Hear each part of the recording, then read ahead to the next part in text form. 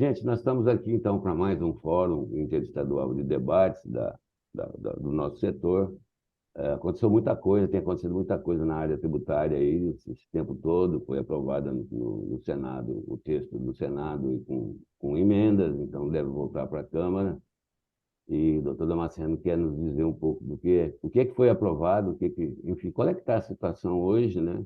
Tem alguns aí, projetos de leis, e tem medidas provisórias, e tem um monte de coisa aí que está vamos dizer, afeta muito o nosso setor e, graças a Deus, a gente tem o Damasceno aí que vai arrumando tudo isso, juntando, fazendo ficar com cor, com tipo, enfim, com volume e trazendo para nós. Doutor Damasceno, então, seja bem-vindo, muito obrigado, que tenhamos todos hoje, então, uma boa reunião. Obrigado. Bom dia a todos. Hoje nós contamos com a presença do doutor Iago Souza, advogado de Curitiba, né, Iago? Isso, trabalho aqui com o Dr. Fernando Chical. Muito bem. Seja bem-vindo, doutor Iago. Ele passou uma mensagem para mim dizendo que estava com trabalho aí, então razão porque não ia poder participar, mas seja bem-vindo, mestre. E nós, conforme o Sandoval já mencionou, nós trouxemos, quando a gente estava discutindo o último fórum,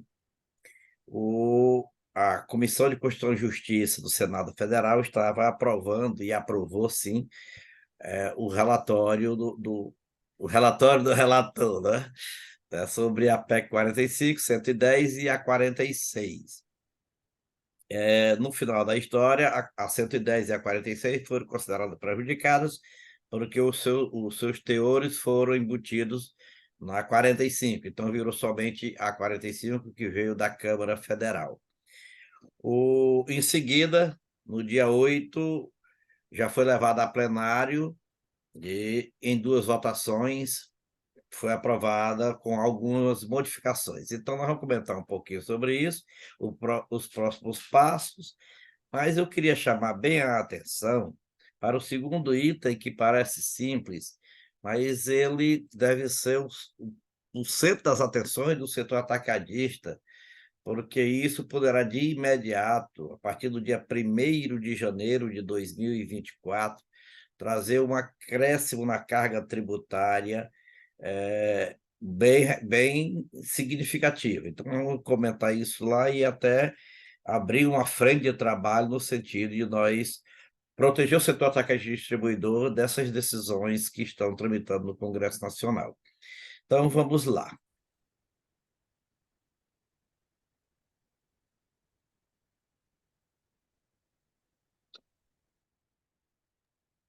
Bom dia, tudo bom a todos? Olha aí quem chegou. Seja bem-vindo, minha querida. Saudade de todos. Um abraço, estou aqui ouvindo as aulas do nosso professor poderoso. Oh, Bom que dia. coisa boa, Cristina. Seja bem-vinda, meu amor. Bom dia. Gratidão. Olha, então, como estamos vendo aí, nós, na reforma tributária, análise do texto aprovado, incentivos fiscais, transitão na reforma tributária, medida provisória 1185 de 2023 e projeto de lei 5129 também de 2023. Então, é isso que no final que nós vamos comentar.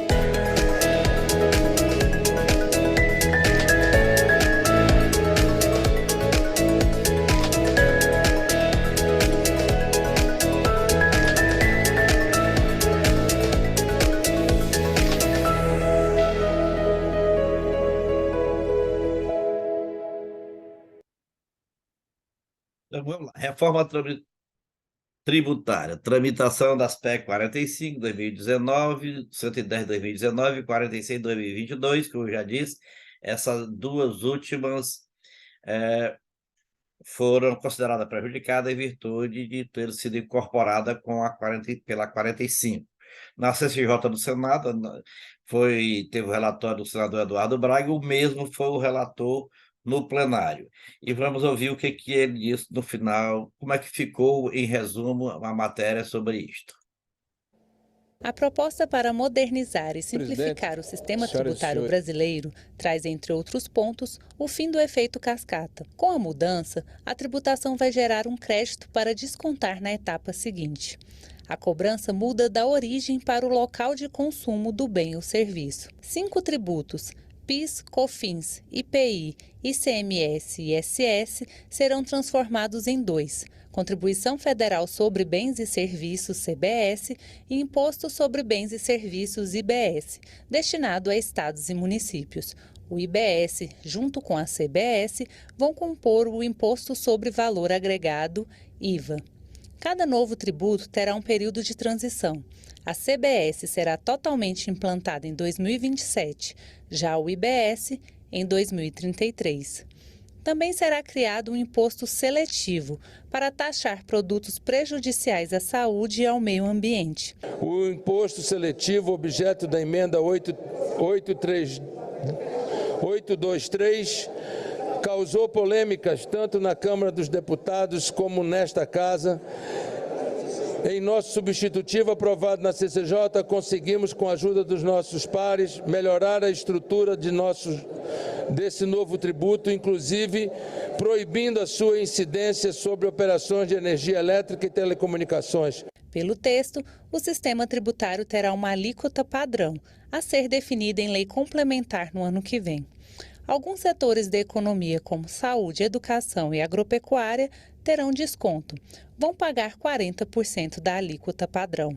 Profissionais liberais, exemplo de médicos e advogados, vão pagar 70% dessa alíquota. A cada 5 anos, esses regimes diferenciados serão submetidos à revisão. O texto manteve a alíquota zero para a cesta básica nacional e criou a cesta básica ampliada, que vai pagar 40% da alíquota padrão. Outro destaque da reforma é a trava sobre a carga tributária. De acordo com o relator, o instrumento não vai permitir o aumento de impostos para o contribuinte. A trava vai obrigar em 2030 uma redução da CBS e do IBS se as receitas medidas em 2027 e 2028 forem maiores que os números do período de 2012 a 2021 da arrecadação do PIS/PASEP, COFINS e IPI, que já vão estar extintos. Em 2035, haverá outro período de reavaliação, em que todos os tributos criados pela PEC poderão ser reduzidos se a receita medida entre 2029 e 2033 for maior que a média da arrecadação entre 2012 e 2021 dos impostos extintos.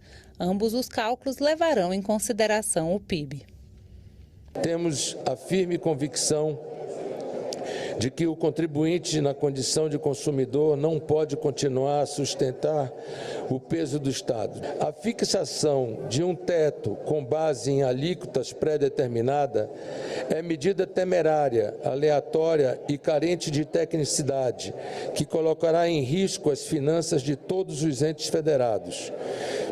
Se o receio, com certeza legítimo, é de que a aprovação da PEC acarrete aumento de carga tributária, temos a convicção de que o modelo inserido no substitutivo que apresentamos garante que isso não ocorrerá sem que a União, os estados e os municípios se vejam em um futuro próximo amarrados por uma alíquota fixa, determinada aleatoriamente e que comprometerá gravemente a sua sustentabilidade fiscal.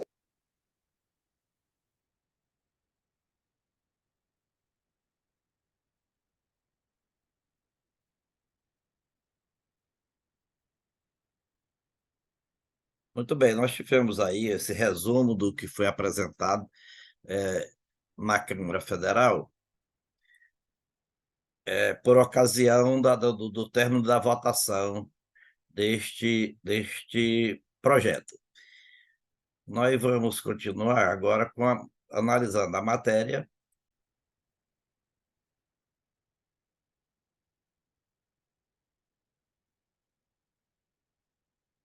Se eu conseguir passar isso aqui. Consegui. Muito bem. Um dia eu aprendo. Bom, como vimos aí, nós temos a extinção do ICMS, do ISS, do IPI, da COFINS e do PIS. E a instituição do IBS, da CBS e do ISS. Eles temem dizer que são só dois tributos, mas vão ser três, né? É o IBS, a CBS e o ISS. Bom, se nós falarmos que nós estamos extinguindo 5 tributos, nós estamos errando também, porque se você pegar o ICMS, que vai ser extinto, hoje nós devemos ter, nós já temos realmente 27 ICMS e ainda temos em cada unidade federativa ICMS para cada produto, legislação própria para cada produto. Então, com a unificação nacional das legislações do ICMS e do ISS, a redução na burocracia já fica garantida de qualquer jeito, porque vai ser concentrado numa legislação só. O IPI também ele será extinto, ele hoje é um produto não cumulativo, mas o principal mesmo é a questão da COFINS e do PIS, que tem um tratamento muito diferenciado em termos que hoje é muito judicializado, a questão do crédito fiscal, a questão do que é débito, do que é crédito e tudo mais. Então, desde que foi implantado esses dois tributos, ele tem trazido muita complicação. E há de convir que o PIS ele nasceu em 1970. Então, ele vem, quantos anos nós temos o PIS, que agora será modificado. Então, nós teremos a IBS, que é o IBS, melhor dizendo, que é o Imposto sobre Bens e Serviços, aglutinando o ICMS e o ISS. E nós temos a CBS, que aglutina a COFINS e o PIS. E o IS, que é o Imposto Seletivo, que vem para substituir o IPI e, obviamente, nascer também em cima de outras fontes. O importante é que eles terão um regime comum, é o regime da não cumulatividade. Hoje nós temos diversos regimes de tributação, então agora nós teremos somente o da não cumulatividade. Aquelas tributações que vêm em cascata serão todos eles extintos, e passando a ser só o cálculo em cima de um pretenso, ou de uma pretensa, digamos, de um pretenso valor agregado ou de uma pretensa aglutinação de diferenciação em cima do preço da mercadoria. Porém, o IVA propriamente dito seria uma alíquota sobre o valor agregado. O que está sendo proposto para a próxima lei complementar que virá regulamentar e criar os impostos em si, os tributos em si, é que é a não cumulatividade aproveitando o crédito do imposto ou do tributo pago na etapa anterior, ou seja, a não cumulatividade nesse sentido. Então, distorce um pouquinho do que seria o verdadeiro IVA, Imposto sobre Valor Agregado. Como eu disse, o valor agregado é um percentual, é uma alíquota em cima do valor que foi agregado naquela etapa e pronto, não tem que ir buscar se pagar ou deixar de pagar lá atrás. O controle da carga tributária. Nós ouvimos na mensagem do relator que, em vez de se criar uma alíquota padrão fixa, constitucional, como está na proposta de emenda apresentada pelo senador Efraim Filho, no Senado Federal, criar uma alíquota máxima de 25%, foi criada uma trava para não ficar aquela alíquota fixada. Então, vai ficar variando, conforme você viu, de 5 em 5 anos. Será apurado e isso poderá reduzir a alíquota padrão ou poderá aumentar um pouco dentro do limite de variação da carga tributária, sempre para manter a estabilidade da arrecadação. A cesta básica, conforme nós já comentamos nesse espaço, terá a cesta básica nacional, com a alíquota zero. Os produtos, conforme a lei complementar, eles serão regionalizados. Então, a própria lei complementar trará o produto por região e a alíquota zero. E terá também a estendida. A estendida, ela terá os produtos com a redução de 60%, ou seja, uma tributação de 40% em cima da alíquota padrão, e para aquele pessoal considerado de menor poder aquisitivo, terá o cashback, o mecanismo do cashback também para poder ficar com a alíquota zero, ou um percentual reduzido.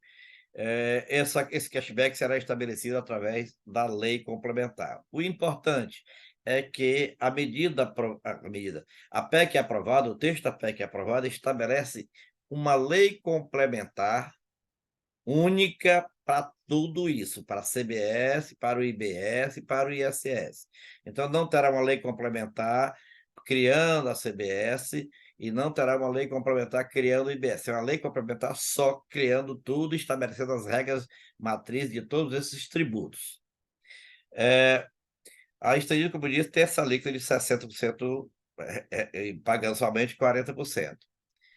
E vamos ver, poderão ser isentos da CBS e do IBS. Eu chamo a atenção porque tem uns que são isentos só do IBS e outros da CBS e do IBS. Então, entra essa relação de produtos. A Cesta Básica Nacional de Alimentos, os produtos hortícolas, frutas e ovos, serviços de saúde, dispositivos médicos e de acessibilidade para portador de deficiência, os medicamentos, produtos de cuidados básicos da saúde menstrual, serviço prestado por instituição científica, tecnológica e de inovação, sem fim lucrativo. Esses dois últimos aí são novidades vindas do Senado. Compra de automóveis por taxistas, compra de automóvel por pessoa com deficiência ou no espectro autista, aquisição de medicamentos e dispositivos médicos para administração direta a autarquias e fundações públicas da União, dos Estados, do Distrito Federal e dos municípios, bem como pelas entidades de assistência social, atividade de reabilitação urbana de zonas históricas de áreas críticas de recuperação e reconversão urbanística.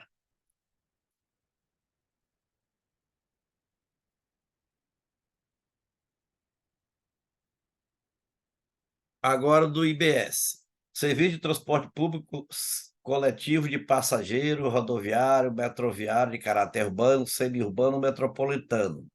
Alimentos destinados ao consumo humano. Produto de higiene pessoal e limpeza, majoritariamente consumido por famílias de baixa renda. Produtos agropecuários, aquícolas, pesqueiros, florestais, extrativistas, vegetais e natura. Insumos agropecuários e aquícolas. Poderão ter redução de 60% na CBS e do IBS. Produções artísticas, culturais, de eventos, jornalistas. Vocês estão vendo que poderão. O texto da Constituição não está sendo impositivo no sentido será ou serão. Poderão, conforme a lei complementar. Produções artísticas, culturais, de eventos, jornalísticos e audiovisuais nacionais, atividades desportivas e comunicação institucional, bens e serviços relacionados à soberania e à segurança nacional, da informação e cibernética, e, obviamente, a redução que eu já estava comentando da cesta básica estendida. Outros serviços beneficiados. O ProUni terá 100% de desconto da CBS. Os profissionais liberais, não é só advogado que o pessoal diz, advogado, tem bancas riquíssimas, tem mesmo, realmente, mas são todos os profissionais liberais que têm profissão controlada por seus respectivos conselhos. Então, são esses aí, todas as profissões profissionais liberais. Serviço o serviço de profissão intelectual, de natureza científica, literária ou artística, desde, obviamente, que sejam submetidos à fiscalização por conselho profissional. Terá a redução de 30% da alíquota padrão da CBS e do IBS, obviamente que vão pagar 70% da alíquota padrão. Esses benefícios, conforme já comentamos, e está naquela gravação também do Senado Federal, serão revistos e reavaliados de 5 em 5 anos. O cashback obrigatório, conta de luz, aí foi acrescentado o botijão e a cesta básica estendida. Então, conta de luz já vem desde da Câmara e foi acrescentado o botijão de gás e a cesta básica estendida. A definição será feita através da mencionada lei complementar. A lei complementar tratará também de um tratamento diferenciado para combustíveis e lubrificantes, serviços financeiros, operações com bens imóveis, planos de assistência à saúde e concurso de prognóstico, loterias. A sociedade cooperativa, né? O ato cooperativo. Serviço de hotelaria, parque de diversão e parques temáticos, agência de viagem, de turismo, bares e restaurantes. Lembrando a vocês que esses serviços de hotelaria, parque de diversão e parques temáticos, agência de viagem e de turismo, bares e restaurantes, eles estavam naquele programa do PES, para ir a alíquota zero até 2027 e estavam querendo a prorrogação até 2032.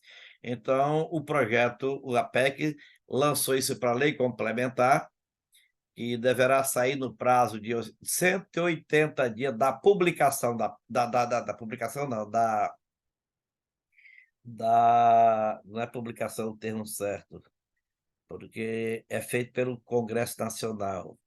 Bem, eu esqueci o termo. Quem se lembrar o que o Congresso faz com a emenda constitucional? Promulgação. Promulgação. É promulgação. A partir da promulgação da emenda constitucional, então o governo tem um prazo de 180 dias para apresentar o projeto da lei complementar. Então, nesse período, também poderá a lei complementar trazer um tratamento diferenciado para esses serviços que estariam no PES. O PES foi aquele programa que foi criado durante a pandemia para isentar de impostos e tributos gerais, melhor dizendo, aquelas empresas que não poderiam permitir a presença de público, é o caso das hotelarias, dos parques de diversão, dos parques temáticos, esse negócio de tudo que fica prejudicado com isso. Então, houve agora também o aumento no sentido de, a pedido, né, para se prorrogar isso aí, e estava lá. A Justiça já vinha equiparando diversos serviços nesse sentido e concedendo a isenção.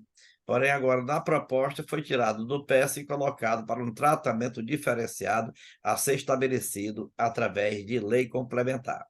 Da mesma forma, a atividade esportiva desenvolvida pelas SAFs, né, Sociedade Anônima do Futebol, também terá um tratamento diferenciado à sua tributação, conforme for estabelecido na referida lei complementar.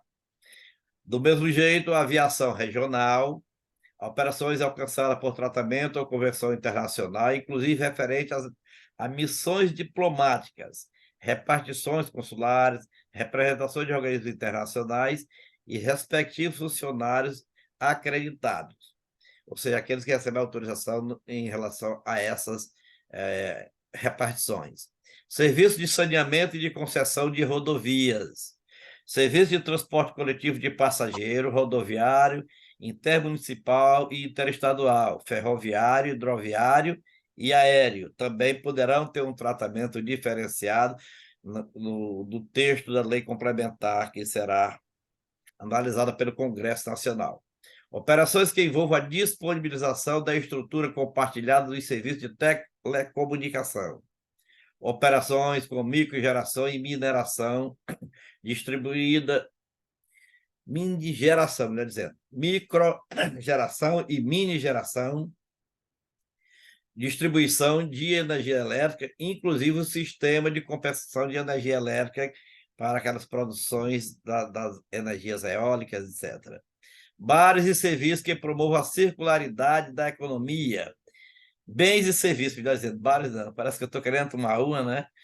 Bens e serviços que promovam a circularidade da economia e a sustentabilidade no uso de recursos naturais. Agora me lembrei que no encontro passado teve um colega, né, Sandoval, que disse que tem que tributar diferente o pessoal que vai criticando a tributação de quem vai para o bar pedir café. Poxa, quem vai para o bar pedir café merece ser tributado mesmo, né?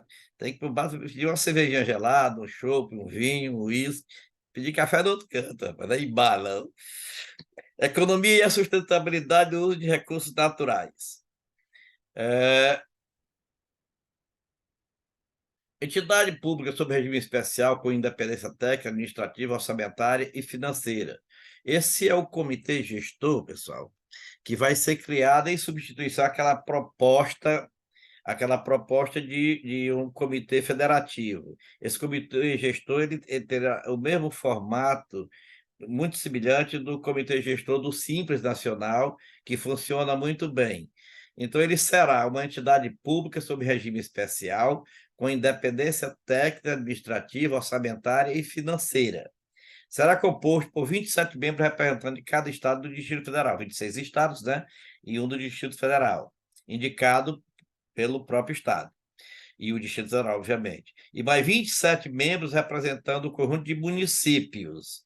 Esses 27, aí, vocês se lembram que nós estávamos falando sobre o questionamento dos estados do Sul e do Sudeste, sobre a perda de autonomia em relação à legislação ou ao controle do IBS. Então, foi resolvido da seguinte forma: não ficou a critério do Estado a indicação, toda a complementação, mas os municípios, eles indicarão 14 representantes, e mais 13 representantes serão eleitos pelo tamanho da população de cada município, de cada estado, numa matemática ponderada. É bem complicado o sistema, mas, obviamente, que os detalhes virão na regulamentação do comitê, que será criado também na lei complementar. Tem um detalhe importante que nós precisamos chamar a atenção, é que vai ser criado um grupo de trabalho para a elaboração do projeto da lei complementar. Então, estão querendo que já de imediato esse comitê seja formado, mesmo que temporariamente, para que ele possa opinar sobre o projeto de lei complementar. Eu acho muito importante, porque a regulamentação já devia passar por esse comitê.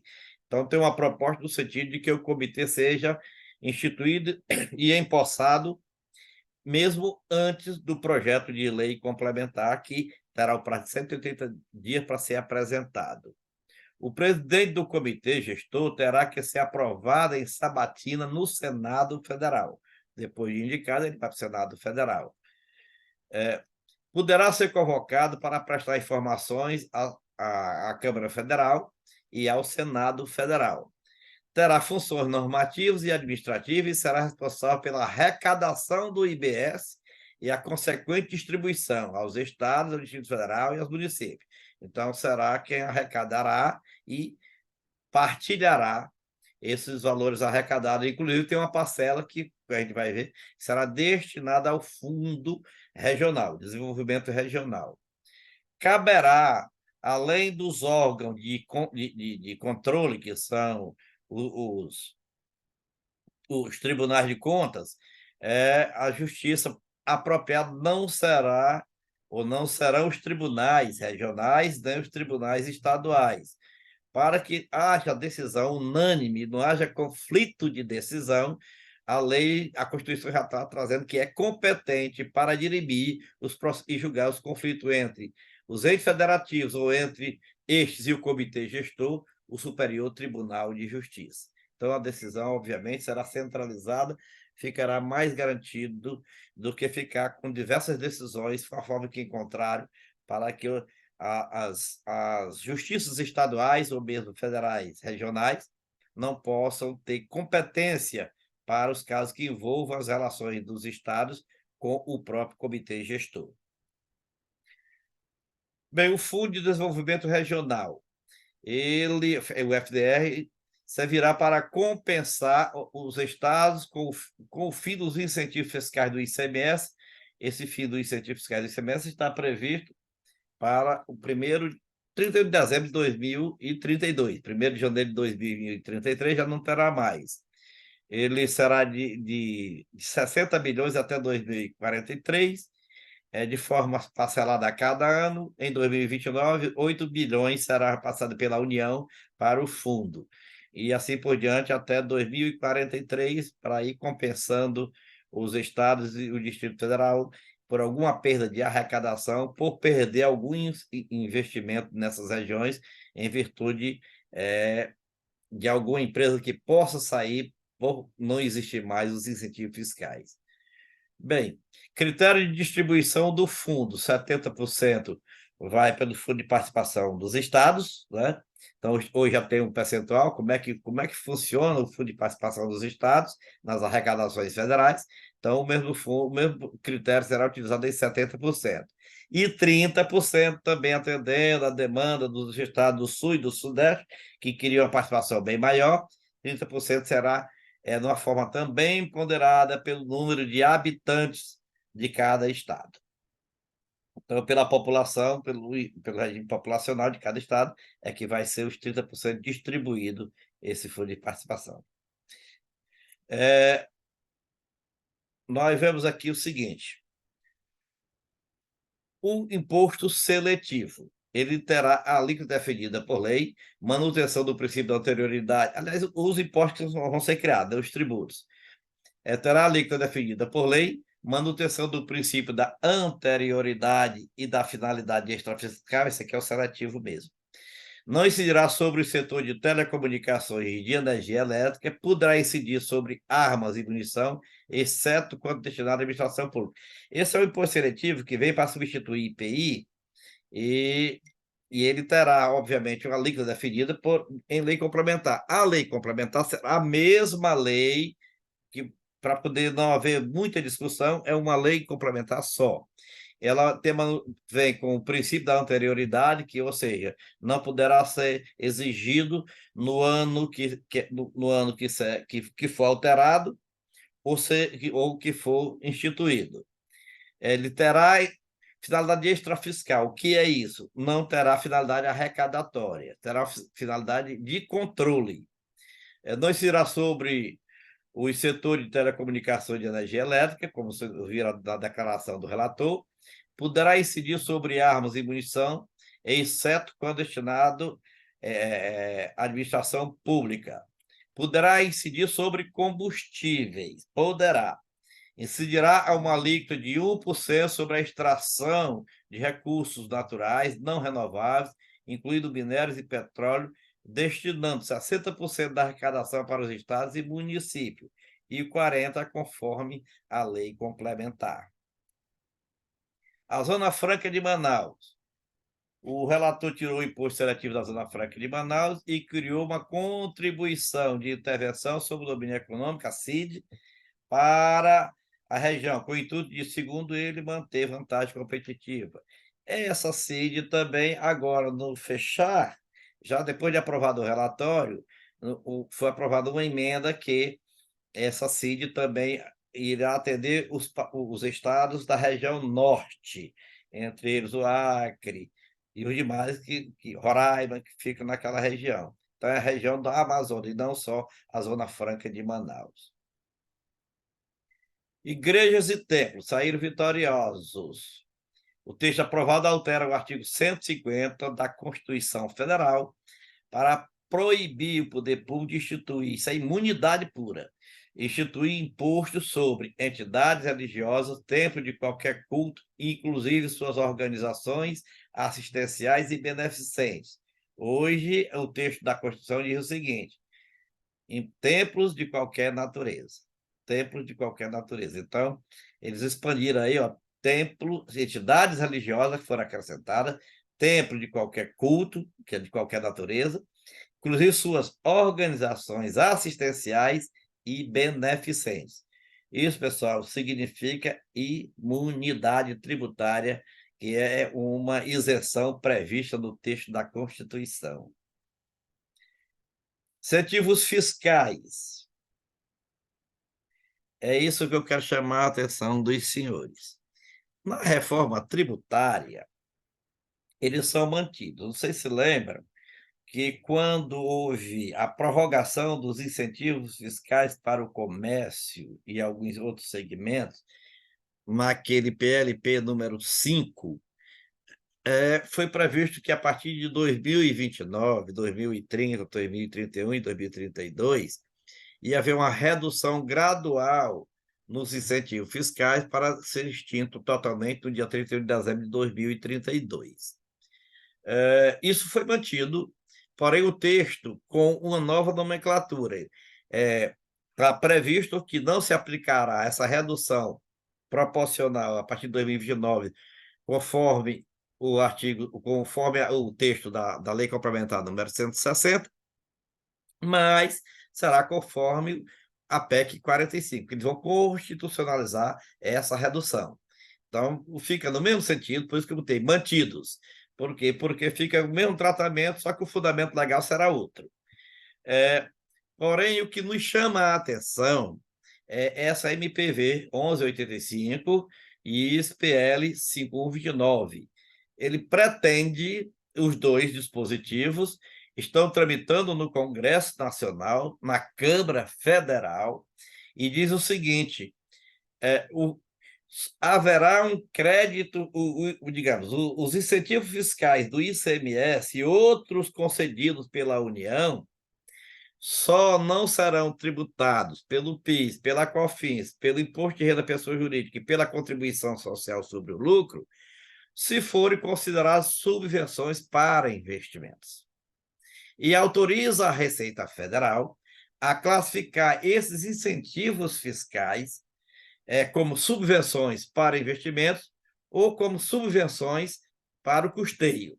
Se for para investimento, terá um crédito concedido pela Receita Federal para compensação a partir de 2024 ou 2030, depende de quando for aprovado, mas eles querem que seja a partir de 2024, no pagamento dessas 4 exações federais. Se for incentivo fiscal para custeio, aí não terá crédito nenhum. Significa o quê? Que o comércio perderá 40% da sua redução de carga tributária em virtude dos incentivos fiscais hoje concedidos no ICMS. Estou botando 40% que eu estou arredondando, pode ser mais, pode ser menos um pouco. No mínimo 34%, porque 34% é o que dá hoje o imposto de renda da pessoa jurídica e a contribuição social sobre o lucro das pessoas jurídicas tributadas pelo lucro real. Então, 34% seria logo em cima do incentivo fiscal concedido da redução da carga do ICMS. Então, vocês imaginem que isso é motivo de atenção, que exige o trabalho das entidades representativas do setor comércio, principalmente, e nós vamos levantar a bandeira nesse sentido. Como está hoje a MPV 1185 e o PL 5129? Não foi nem na MPV, não foi nomeada a comissão especial, portanto, não tem relator ainda, e no PL também não tem relator. E está havendo uma negociação entre o governo federal com o presidente da Câmara Municipal, da Câmara Federal, o Arthur Lira, no sentido de que isso tramite. Qual é a diferença entre um e outro? Pouca diferença. Mas a MPV, por ter força de lei, ela entraria em vigor 90 dias depois da sua aprovação. Está previsto para o dia 1º de janeiro de 2023, mas ela entrará em vigor logo 90 dias depois que ela for transformada em lei. Se for através do projeto de lei, ele tem o prazo de tramitação, então só entraria em vigor no dia 1º de abril do próximo ano, porque tem que obedecer 90 dias a partir do próximo de janeiro. Então, é essa a diferença que tem de uma para outra. A MPV entraria em vigor antes e o PL entraria depois. Por isso que o governo está trabalhando para que seja aprovada a medida provisória. Se aprovada a medida provisória, o projeto de lei perde o objeto. Se não aprovada a medida provisória, se ela caducar, o projeto de lei continuará sendo negociado. De qualquer forma, a matéria é a mesma. E assim sendo, eu encerro aqui a minha parte expositiva e abrimos para os debates. Obrigado, doutor. É bastante complexo, né? Muita informação, muita coisa que está acontecendo. Nossa, claro, mais uma vez eu vou querer a cópia dessa reunião, porque preciso lidar com tudo isso aí na minha cabeça. É muita coisa acontecendo nessa área do nosso interesse, né? Do interesse do nosso setor. Então, gente, está aí para conversa, para debater, muita coisa importante. Por favor, fiquem à vontade.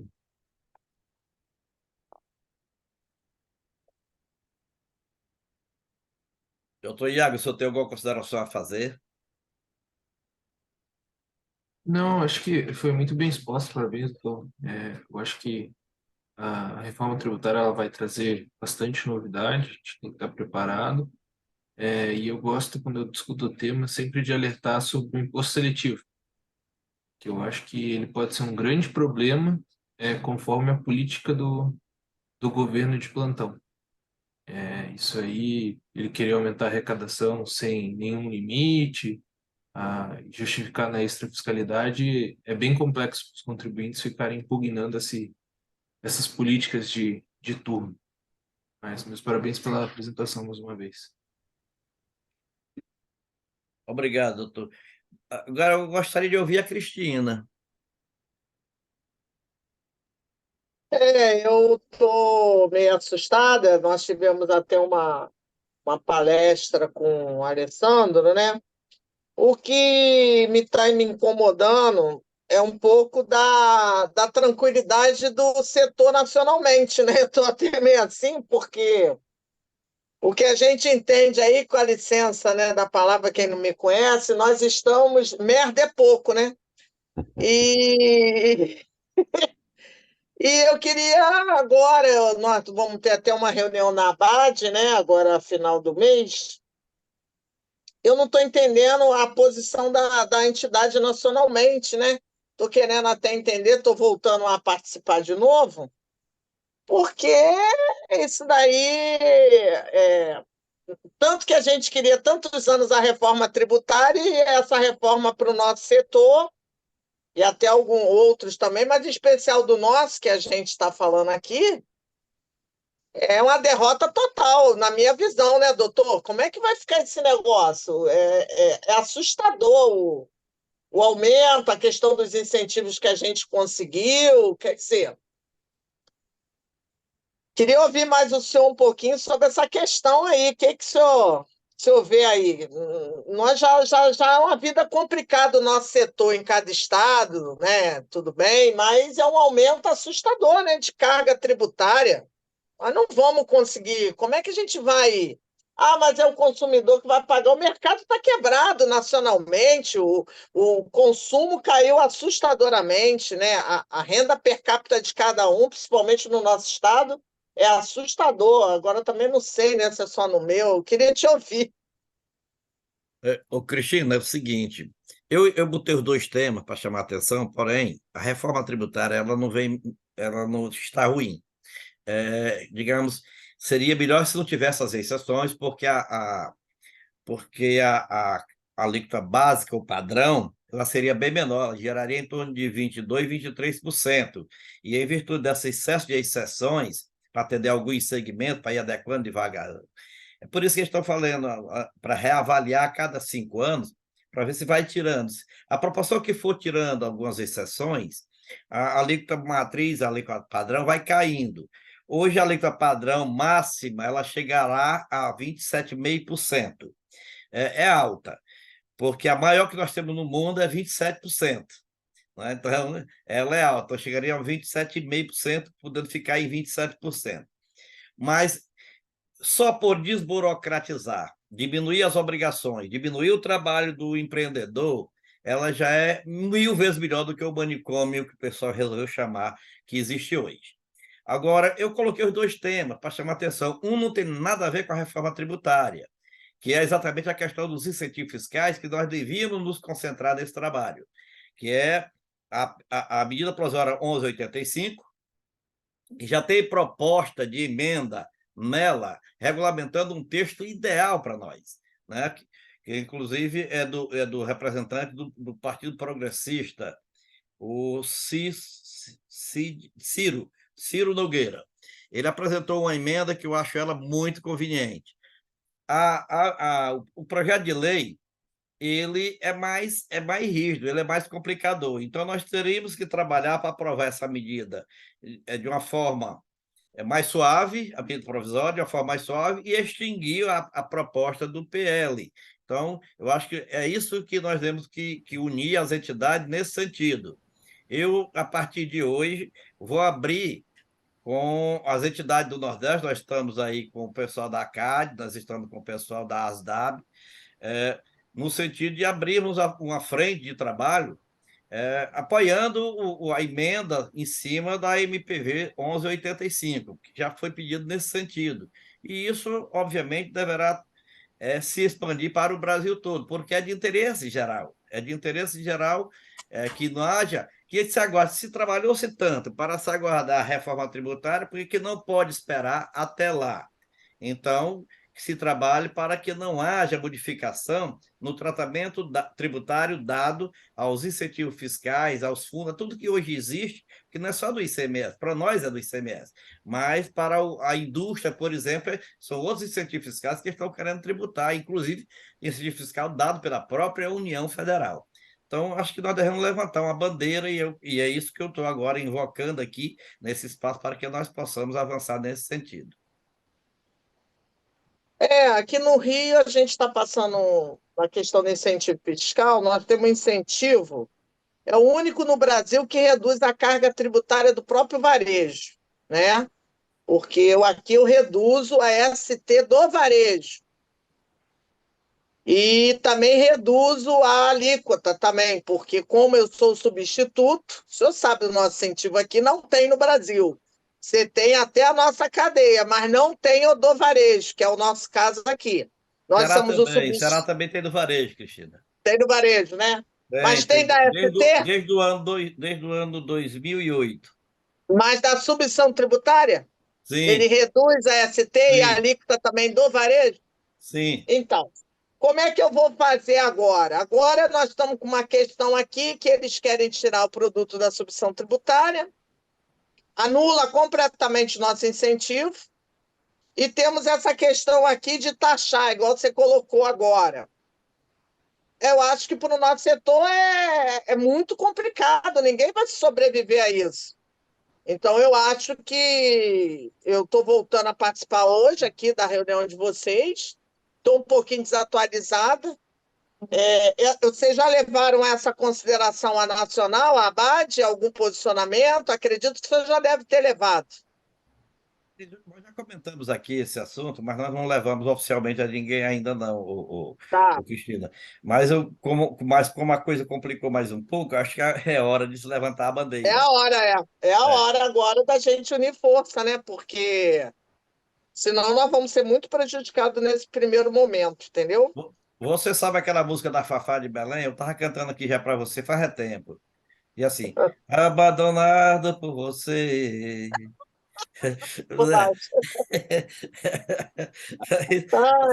Agora eu vou tirar o LP da radiola, viu? Tira que agora eu voltei, estarei aqui sempre. Tá então, bom, acho que está na hora, eu concordo plenamente com o senhor. Não sei se tem alguém aqui também da região sudeste, acho que só tem São Paulo, não sei se tem Minas ou Espírito Santo. Na tela Minas tem, não tem, o não. José que pediu a palavra, depois de ti ele fala. Ah, tá. Está na hora da gente aí, o José é o nosso líder da região sudeste, está na hora, vamos trabalhar. A gente estava muito quieto. Vou ouvir o locutor do Nacional, da ABAD. Good times! José, tem a palavra. Então, Sandoval, Cristina, um bom dia a todos. A gente, vendo a aprovação no Congresso de todo esse processo, né, da reforma, e assim como a Cristina, a gente fica muito preocupado com o que vai vir. Eu acho que o doutor Igor, que nos antecedeu, falou muito bem, né, da gente ficar refém de ações de caneta que possam determinar, doutor Iago, né, me desculpe a pronúncia, canetadas. Eu tenho visto, Sandoval, Damasceno, a gente muito preocupado com essa questão das subvenções, né, e, de um modo geral, Minas, efetivamente, a gente não tem, então é até difícil a gente perceber, mas existe uma cadeia toda que se beneficia de alguma subvenção. É a indústria, é o representante exclusivo da indústria, é alguém sempre se beneficiando. E a minha pergunta, e aí fica até para a Cristina uma reflexão nesse sentido, a reforma tributária ela não tinha como premissa eliminar ou tentar mitigar um pouco dessas diferenças tributárias que a gente tem, num plano mais linear, mais homogêneo, menos disparativo, se existe essa palavra, entre as unidades federativas, para que a gente possa trabalhar assim, dentro do que cada um consegue fazer de melhor. Então, eu não sei, Cristina, eu acho que é um assunto importante a gente debatê-lo para ver o que efetivamente a gente está querendo defender. Porque, assim, uma coisa que hoje a gente tem é diferenças tributárias entre Sudeste, Nordeste, Centro-Oeste, áreas que antigamente a gente falava que não eram produtivas e que hoje são, e que essas diferenças vão batendo no nosso negócio. Então, não sei, a gente precisa entender melhor o que a gente está defendendo. Talvez, do ponto de vista, eu entendi seu ponto de vista pensando no Rio, né, na linha, mas eu não sei como um todo o que a gente está defendendo. O que há de subvenção? Está claro isso? Essa é uma pergunta. Todo mundo sabe o que é subvenção em todos os lugares? Isso é muito Não, explícito. você está correto na sua colocação. A questão é a transição. Né? Meu posicionamento é a transição. Porque se fosse uma transição assim, ó, acabou para todo mundo, estou doente com vocês. Perfeito. Tá?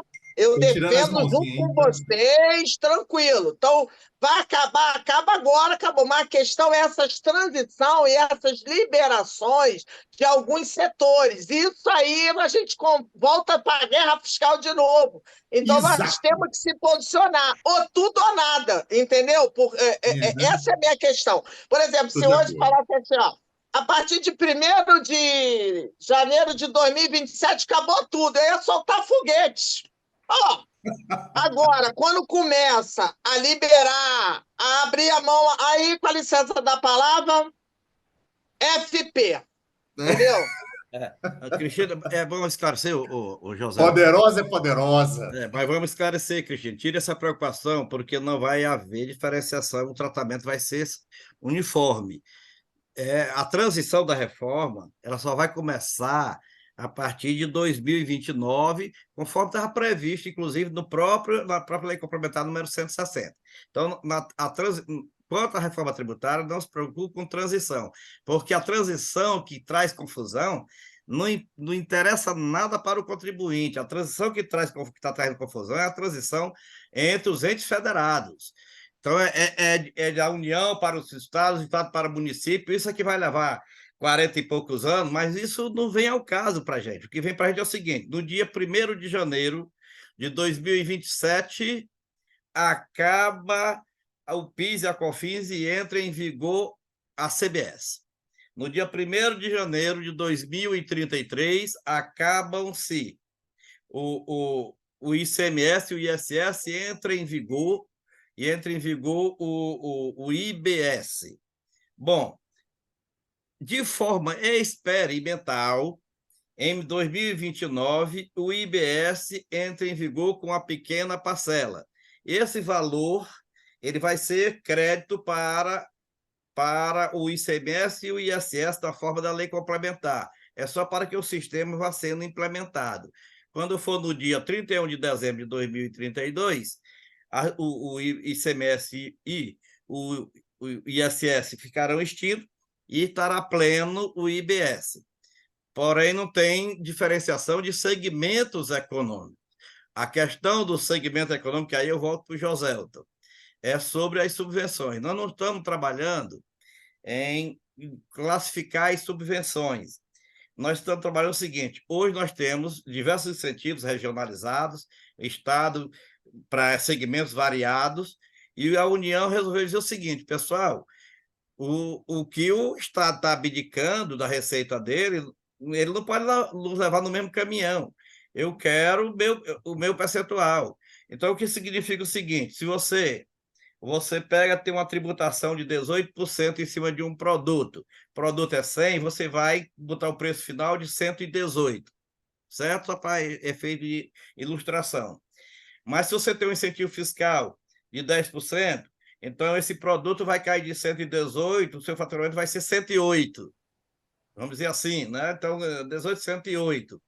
Então, quando você vai para o seu faturamento final, é 108. Aí o PIS, a COFINS, que é baseado em cima do faturamento, é calculado em 108 e não em 118. O seu lucro reduz também, porque se reduz o lucro, reduz o imposto, reduz a contribuição social sobre o lucro. Essa é a diferença que a União está querendo. É essa a diferença que a União está querendo e que nós devemos trabalhar para não querer. Aguarde 2033, que os incentivos se acabam para todo mundo. Então, é nesse sentido, em linguagem simples, é essa a matemática aqui da questão. Tem nada a ver com a reforma tributária. Não, É não, outro departamento. tranquilo. Mas é porque, como está no meio, a gente coloca. É essa diferença aí que a gente sempre sobrou para a gente pagar essa conta e que ninguém tem mais essa gordura para isso. Então a Isso. gente volta na roda. A gente volta na roda, não vai adiantar nada, porque sempre a gente é o mais taxada, leva a pancada, vai levar a pancada. E isso, vamos dizer assim, acho que estava todo mundo tranquilo demais, até, só não acha? Acho que Eu, eles não se ligaram ainda. eu Não não se tenho a menor, ligaram. eu não tenho a menor dúvida que estão todo mundo Não se concentrado na ligaram. reforma tributária e esquecendo o Exatamente. paralelo. Isso Viu? aí, entendeu? Então, Então, o que então acontece? é no paralelo que a gente tem que prestar atenção, porque a reforma tributária, eu sempre falei aqui, a reforma tributária, a PEC, ela vai trazer uma matriz, mas a regra vai estar no projeto de lei complementar. Essa é a nossa preocupação. Mas antes dessa lei complementar, que só virá no próximo ano, nós temos uma coisa tramitando. O próprio texto da reforma tributária já deu uma parada no projeto de lei da CBS. Ok, então parou ali e tranquilizou mais um pouco. O que está tramitando e que traz preocupação é a MPV 1185 e o projeto 41, não sei o que, parece que é 4129, que são os dois relativos à tributação das subvenções. José, quando fala em subvenção, é porque o governo federal está querendo chamar tudo de subvenção. Todo tipo de incentivo está querendo chamar de subvenção e classificar em dois tipos de subvenções. Uma para custeio e outra para investimento. Aí diferencia. Se você está usando para reduzir o seu preço e etc, etc, não precisa da contrapartida, esse é para custeio. Se você dá contrapartida, esse é para investimento. Então, óbvio que esses incentivos fiscais estaduais, todos eles têm uma contrapartida. Tem um aumento de arrecadação, tem a geração de emprego, o desenvolvimento local. Então, isso são contrapartidas contabilizadas para efeito dessa discussão, tá? Então, mas aí quem vai analisar isso? Eu estou dando uma credencial para a Receita Federal analisar cada um de cada estado e dizer: isso é subvenção para custeio, isso é subvenção para investimento. Quer dizer, essa prerrogativa ficará com a União, hoje é do contribuinte, ficará com a União, com a Receita Federal. E isso é que nós devemos tentar evitar. Entendi. Tá ótimo. Perfeito, Sandoval. O Damasceno, muito bem explicado. Obrigado. Muito bem. Essa transição aí, o José, que vai doer em todo mundo. Então, a gente está na hora de se unir de novo, porque é preocupante isso aí. A gente já não aguenta, não tem gordura mais para estar pagando as contas do que o governo muda e vai alterando de repente. Tem que a gente brigar para que não seja desse momento na transição, não é isso, Damasceno? Eu queria falar o seguinte: não é na transição, é na regulamentação. Porém, está não confundir transição Regulamentação, com perfeito. regulamentação. Enquanto É regulamento, isso. hein? Isso, perfeito. Porque para não confundir transição com regulamentação. No período de regulamentação, não haver modificação na tributação. Deixar o status quo até a transição. É que é tipo o seguinte, é que nem quando a gente aqui passa uma lei, quando vai regulamentar, não é aquilo que combinou, não é aquilo que tinha que ser. Regulamento é diferente. É por esse motivo que o texto da emenda está vindo com muito detalhe. A nossa Constituição, desde 88, que ela é muito detalhista. E ela está vindo com muito detalhe, com muita amarração. Então, nós não temos, digamos, nós não vamos ter muita preocupação, porque a briga vai ser para quê? Vai ser para dizer, esse produto aqui vai para a cesta básica, esse não vai. Cada um brigando pela sua marca, né, para colocar na cesta básica. Vai ser essas coisinhas pequenas que vão entrar. Digamos, o perfil da regulamentação ele já está previsto na Constituição Federal, conforme a emenda que está sendo aprovada. Então, não traz muita preocupação nesse sentido, muita inovação nesse sentido.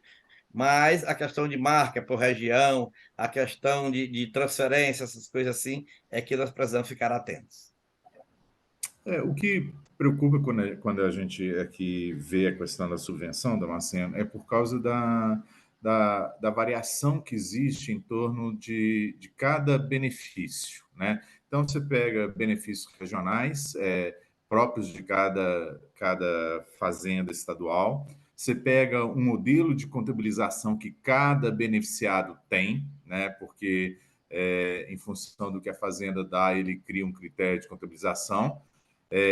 E aí eu concordo com você que a luta tem que ser porque a gente ficar refém da fazenda vindo também interpretar como ela quer, né? Já acontece isso nas questões de descontos, de bonificação, a gente está toda hora numa luta que não tem fim, porque ela interpreta para o governo o tempo todo, do jeito que ela quer, né? Então, pensando dessa forma, né, a gente realmente tem que...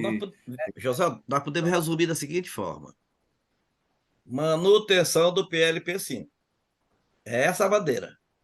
Do jeito Se que nós está, queremos sim. manter o PLP-5 até 2032, o efeito dele até 2032 é ser contrário à MP 1185 e ao projeto de lei. Esse é o resumo da história.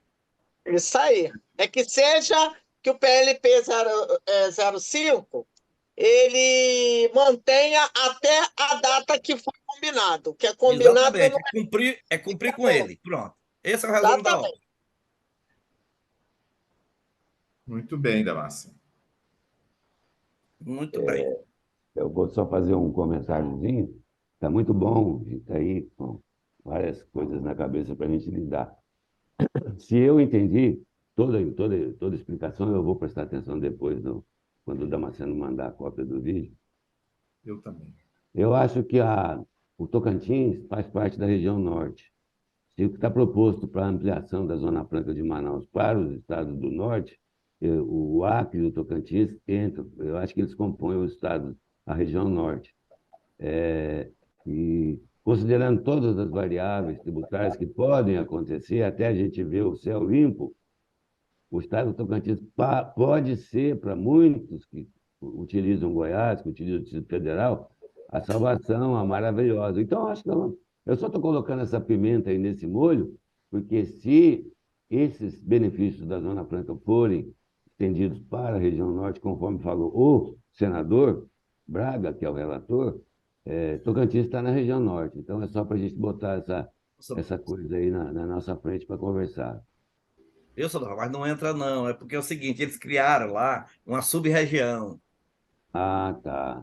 Tá? É uma sub-região. É só aqueles estados lá, já naquele concentrado já. Tá? Tá. É uma Melhor, sub-região melhor. que denominaram, que é uma proposta de um senador do Acre, de Roraima, e que eles incorporaram. Então, é uma sub-região que tem dentro do Amazonas, Tá, dentro da região amazônica, melhor tá. dizendo. Sim, Viu? sim. Não, o Tocantins não entra, são todos os estados do norte. Pará não entra. Viu? É só uma sub-região do norte. Tá. Ótimo, ótima notícia. Viu? Mais alguma colocação? Doutor Matheus Curione, seja bem-vindo ao debate do nosso fórum. Doutor José, muito obrigado. Obrigado a todos aqui, aprendendo bastante. Primeira vez que eu estou integrando aqui. E, bom, uma satisfação aí conviver com todos. E obrigado pela aula aí, doutor. Realmente, muitos temas, né, complexos. Essa transição preocupa mesmo. E, bom, vamos trabalhar para machucar o menos possível e ajudar o máximo possível essa reforma, né? Muito bem. Obrigado pela sua participação. Eu que agradeço. Alguém mais? Presidente, havendo silêncio. Então, muito obrigado, doutor Damasceno, pelo teu esforço. Obrigado, pessoal. Você quer falar, José? Desculpa. Então, tá bem dito. Um abraço. Obrigado. O nosso Galo ganhou ontem? O nosso Galo ganhou ontem. Rapaz. Do Goiás. Pois é, ganhou do Goiás. E eu me digo uma coisa: o dólar subiu, foi? O dólar. O Cruzeiro caiu, rapaz. Vocês não existem, caralho. Nós estamos analisando a tabela aqui para ver o quanto que o dólar vai continuar lá no alto, Damasceno. Agora foi boa. Um beijo, galera. Beijo no coração. Valeu, Gratidão. meu amigo. Até a próxima. Ótima semana a todos. Até a Essa foi próxima. boa. Vamos deixar a data em aberto, depois a gente entra em contato, né, Sandoval? Isso. Mas tá Isso. bom. Um abraço para todos e boa semana. Abraço, doutor Abraço, Damasceno. até mais. Abraço, Boa semana. Damasceno. Abraço, João, a todos. Tchau, tchau a todos.